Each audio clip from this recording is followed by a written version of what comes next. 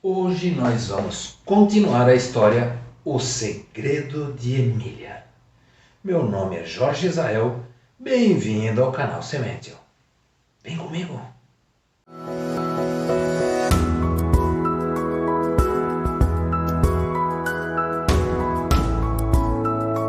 Sementio, o canal da essência.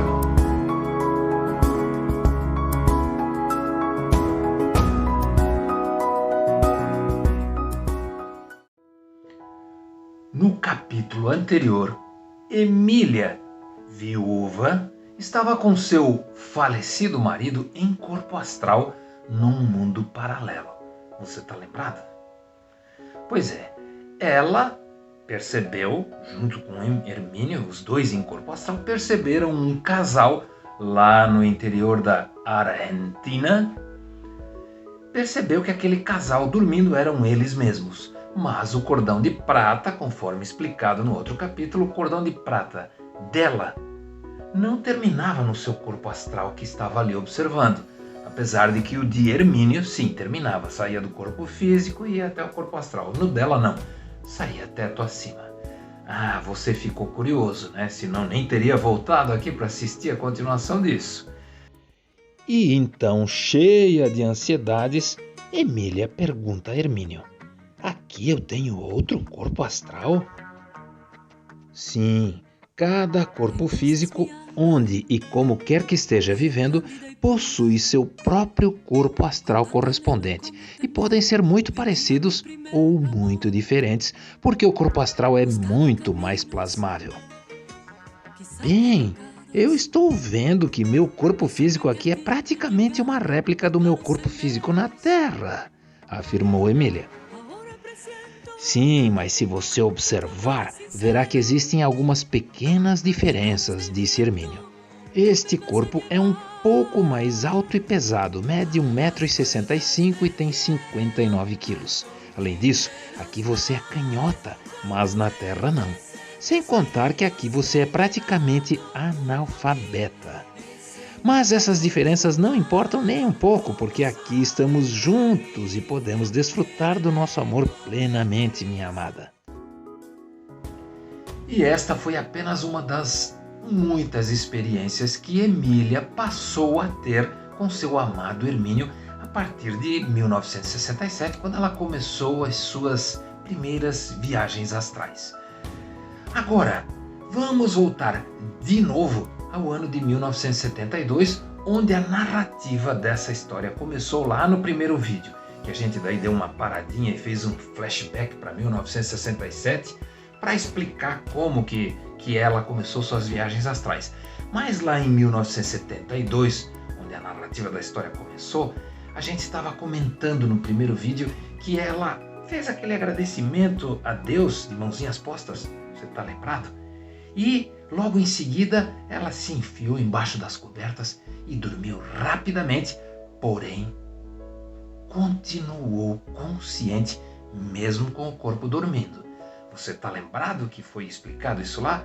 Pois é, assim que ela dormiu, porém, continuou consciente, ela sentiu um tipo de êxtase, uma doce antecipação de alegria em relação ao que estaria por vir. Ah, e ela estava certa, ela não estava enganada não, olha só. Uma vez que já tinha aprendido a conduzir melhor o seu corpo astral, ela imediatamente projetou-se para a casa simples que dividia com Hermínio no mundo onde ele continuava fisicamente vivo, aquele mundo paralelo.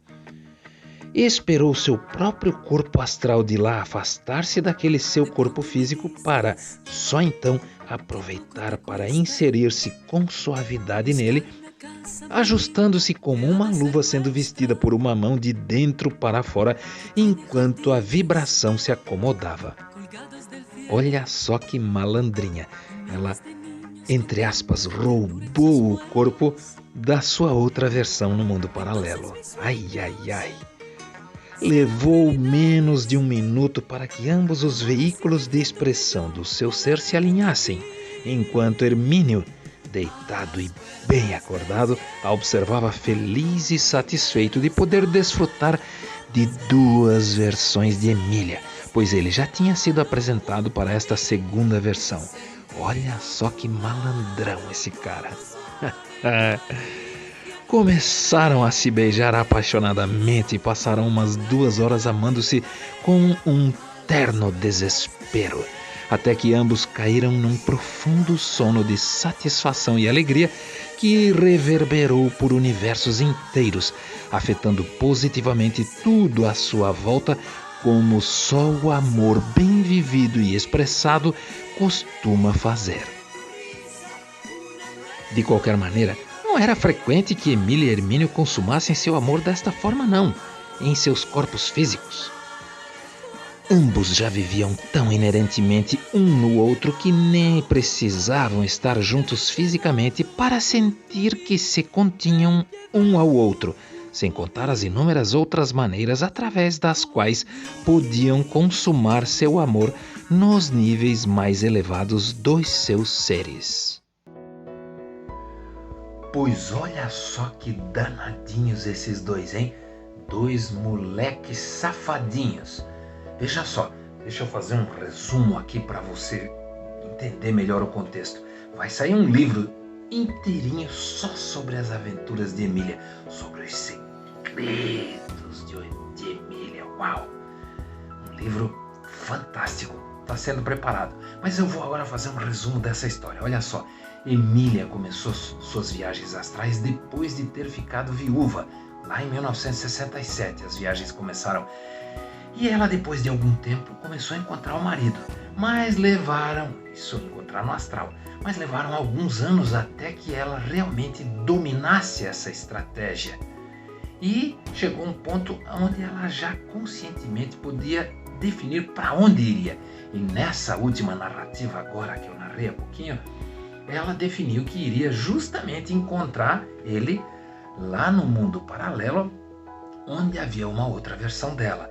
E ela foi sorrateirinha, malandra, esperou o corpo astral dela de lá, que é um outro corpo astral. Cada mundo, como foi explicado por Hermínio, cada mundo tem o seu, você tem o seu corpo astral correspondente àquele mundo. Porém, é o mesmo ser.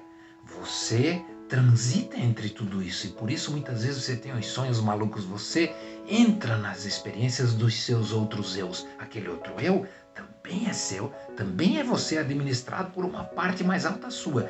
Mas enquanto você está ali no estado de vigília, acordado no seu dia a dia, você só tem alguns flashes de outras versões suas. Ao longo de 24 horas, muitas características dessas suas outras versões são traduzidas no seu dia a dia através de pensamentos, de sensações, de sentimentos que passam, de visualizações, de ideias que você tem. Você está trazendo isso de outras versões suas. Você está transcendendo intuitivamente esse seu mundo e buscando de outros mundos ou até de uma versão mais alta sua. Essa é a parte intuitiva que se comunica com você através do seu inconsciente. No caso de Emília, ela daí, quando aprendeu a manipular tudo isso, ela foi lá no mundo paralelo, esperou a sua versão sumir. E aí, quando a sua versão foi fazer suas outras andanças por aí, ela entrou no corpinho e chegou pro Hermínio de lá, que já sabia de tudo isso. Ei, agora somos nós dois. E se beijaram, e se amaram, e fizeram tudo o que podiam.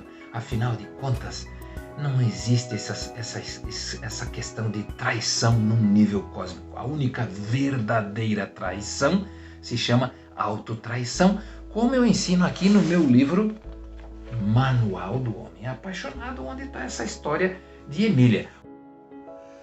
Então, essa seria a breve história que eu teria para contar para você, uma palhinha, na verdade, do futuro livro O Segredo de Emília. E essa palhinha foi extraída do meu livro Manual do Homem Apaixonado, que já está publicado, está à venda no mercado, tá?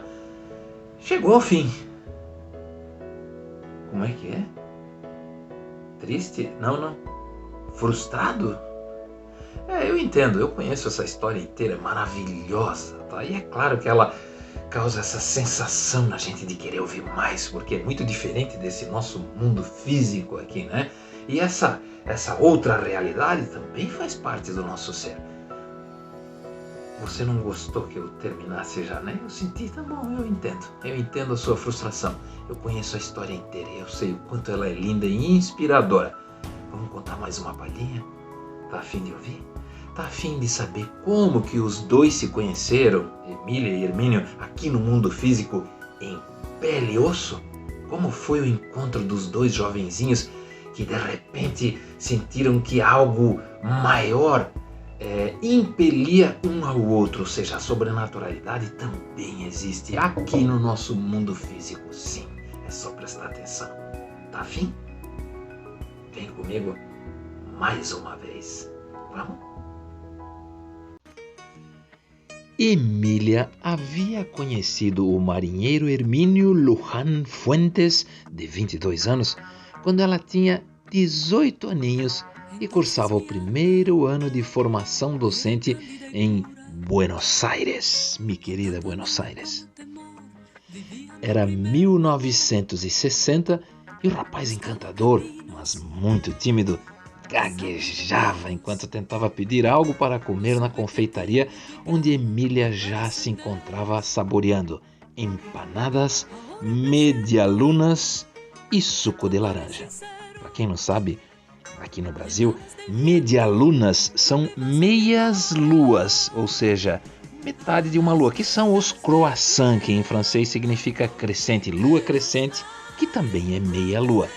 Só que é o seguinte, aqui no Brasil ninguém faz uma medialuna, um croissant, como se faz na Argentina, principalmente em Buenos Aires. Então, só quem já foi lá consegue ter noção do sabor daquilo. Ela observou intrigada o bem apessoado rapaz elegantemente vestido em seu lindo uniforme de sargento da marinha, mas vermelho de vergonha tentando fazer-se entender pelo rapaz de trás do balcão. Compadecida, Emília, que diga-se de passagem, magnífica em suas calças jeans e uma linda blusa de seda branca com bordados no decote e na cintura, levantou-se empurrando sua cadeira e aproximou-se do balcão, já dizendo em voz alta: "Ei, Gustavo! Oi, vem comigo! Já estávamos te esperando na nossa mesa!" completou, tomando uma das enormes mãos do marinheiro entre as suas. Este, aturdido e encantado, boquiaberto provavelmente, não recusou o amável convite da linda moça e a seguiu até sua mesa, onde Lúcia, a amiga da Emília, os olhava sorrindo surpreendida. Emília não era dada a atuações como esta e nem ela conseguia explicar o súbito impulso que a levara a apartar o rapaz do balcão, inclusive inventando um nome falso para ele. Sim, o nome dele obviamente não era Gustavo, era Hermínio. "Desculpa a ousadia, mas não pude resistir à vontade de ajudar-te. Senta aqui. Como te chamas?" perguntou enquanto ele se sentava em uma das cadeiras, saudava Lúcia e inconscientemente levava à sua boca o último pedaço de medialuna que Emília havia descartado. Sim, ele simplesmente pegou um pedaço de medialuna que estava ali do lado e colocou na boca, ou seja, algo meio inconsciente. Instantaneamente se engasgou com o ameaçador bocado em sua garganta seca e ferida pelo esforço provocado por sua gagueira. Algo normal quando ele ficava nervoso. Ao notar a situação de Hermínio, Lúcia saltou de sua cadeira, derrubando a jarra de suco quase cheia no colo de Emília, que ficou ensopada. E sem nem reparar, começou a bater nas costas de Hermínio. Procure imaginar a cena. Emília, surpreendida com o repentino dilúvio de suco, também levantou-se derrubando a cadeira enquanto o rapaz do balcão corria para ajudá-la com a toalha. E Lúcia, como que em transe, não deixava de dar golpes nas costas de Hermínio, o qual já tinha cuspido o bocado sem que ela se dera conta, tossindo desesperado. Ele, ansiando por qualquer líquido para acalmar o ardor de sua garganta, automaticamente deu meia volta e agarrou, olha só, uma xícara da mesa vizinha na qual um café escaldante acabara de ser servido e, sem nem parar para pensar, bebeu-o de uma só vez. Ai, ai, ai. O que só piorou a situação, pois o líquido ardente queimou seus lábios, sua língua, suas mucosas, sua garganta e chegou até seu estômago, queimando tudo em seu caminho. Ai! Desesperado de dor, Hermínio começou a grunhir e a fazer gestos com as mãos, pedindo socorro, saindo de sua mesa e correndo para fora. Para sua sorte, ai, quanta sorte, um médico que se encontrava tomando café da manhã com sua família na mesa da entrada o deteve. Por favor, um vaso de água fria e outro de água caliente, o médico falou para um dos seus assistentes. Traduzindo, por favor, um copo de água gelada e outro de água quente. Acalme-se, jovem, não fale. Sou Dr. Aristides. Vou ajudar-lhe, sente-se, por favor. Nisso, Emília e Lúcia já estavam com os 2 copos preocupadas e observavam a cena ansiosas. Habilmente, o Dr. Aristides misturou a água quente com um pouco de água gelada até obter a água morna e a deu de beber a Hermínio. Tome aos goles, devagarinho. Isto vai equilibrar a temperatura de suas mucosas, onde o café as queimou. Hermínio obedeceu prontamente.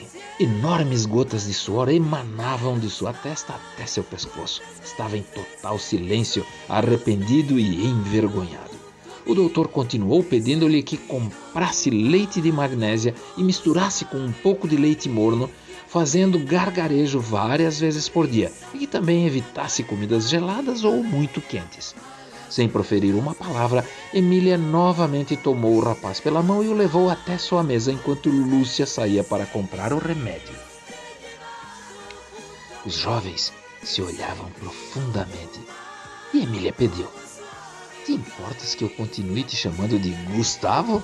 Já me dei conta que não será hoje que descobrirei qual é o seu verdadeiro nome", completou ela rindo. E apontando-lhe o dedo com firmeza continuou: "E tu, jovenzinho, estás proibido de emitir uma só palavra, nem um gemido. Estás de castigo." Hermínio começou a fazer alguns gestos, estava mais relaxado e passou a divertir-se, entrando no jogo de Emília. E assim os 2 jovens continuaram comunicando-se por gestos, olhares e pequenos toques. Ficando tão encantados um com o outro que perderam por completo a noção do tempo, sem sequer se darem conta do momento em que Lúcia retornou com o remédio prescrito pelo médico, e tampouco de quando ela saiu da confeitaria regressando ao centro educacional. E o casalzinho não se desgrudou mais. 3 dias depois, quando embarcaria para sua próxima jornada marítima, Hermínio já apareceu no porto acompanhado por sua linda namorada. E nos próximos 2 anos, o romance cresceu sem limites, de tal modo que esperaram apenas Emília terminar seus estudos e especializar-se em educação primária para casar-se. Estavam loucos para finalmente inaugurar o reluzente apartamento recém-adquirido no bairro La Boca, onde escolheram residir, dada a sua proximidade com o porto.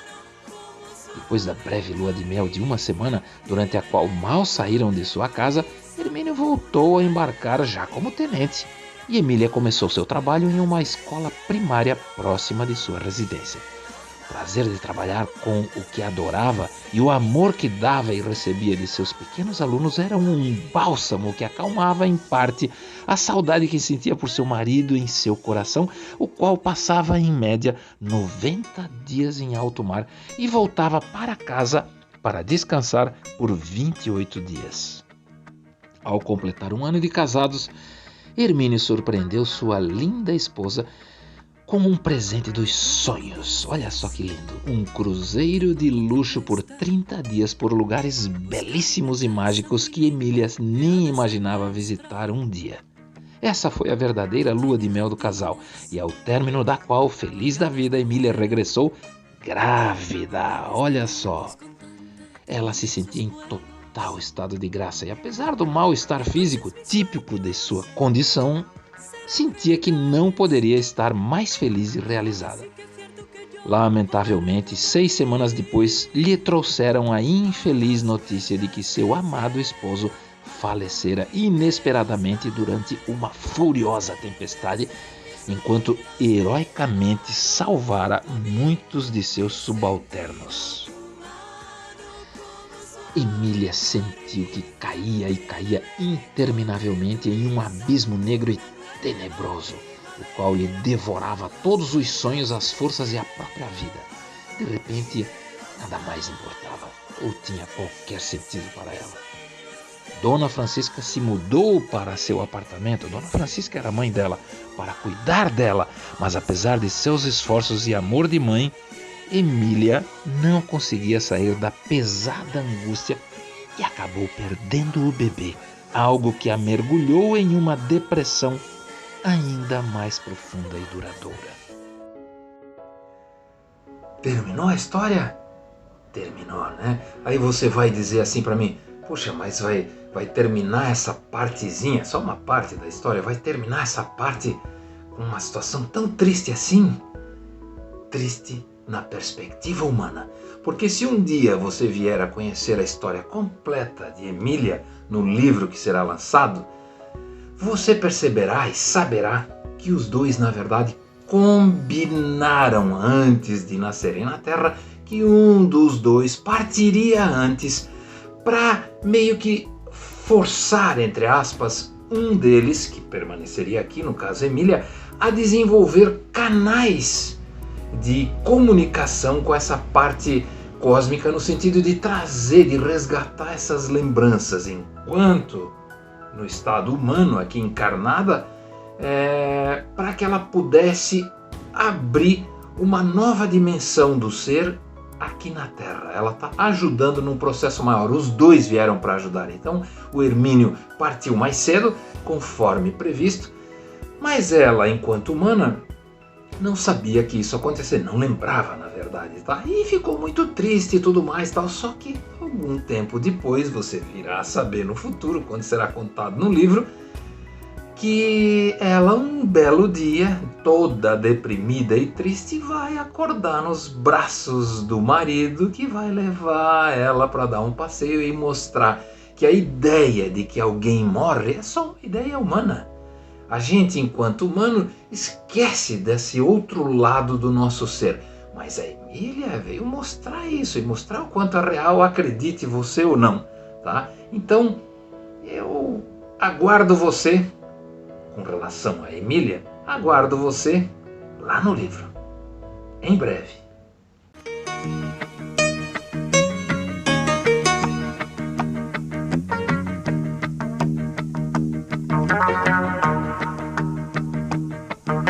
Entonces mi alma era cándida y pura, con tanto anhelo como temor vivía mi primer amor. Buscaba caminos, quizá equivocados, no supe que a ti me llegaba por claros senderos. Ahora presiento que tu amor es sincero, y en alas del viento tú me vas a llevar.